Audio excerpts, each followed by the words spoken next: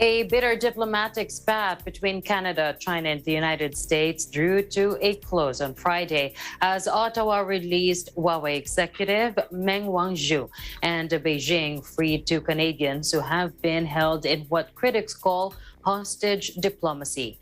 An analyst says that the hostage diplomacy strategy worked for China to some degree, but also affected the country's image around the world. Take a look. China may be tempted to use that hostage diplomacy again because it has worked to some degree. But at the same time, it has contributed to deteriorating China's image around the world and China's relationship with many of its key partners. And its president, which is going to have, of course, an impact on many countries and many nationals residing on China. People are going to be much more cautious before getting into China. So, of course, with Canada, it's a big relief for two reasons. First of all, because the two Michaels release, but also because it may help putting back the China-Canada relationship on track. Well, I think both sides have taken something out of this battle.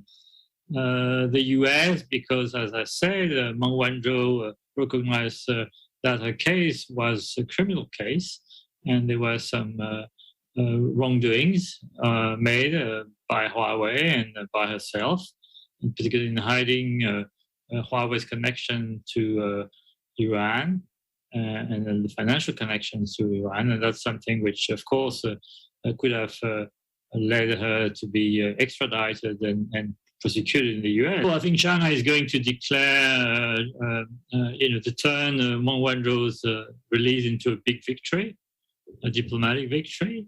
And the government is going to develop a pretty active propaganda around that case. Just to sort of maybe minimize or ignore the accusations against her and give the illusion that she was wrongly accused of crimes she never committed. But that's a story for the domestic audience, I would say. But that doesn't put Huawei out of the wood. I think Huawei is still under a number of accusations, and Huawei is on the blacklist. And, it's been blacklisted by the U.S. administration.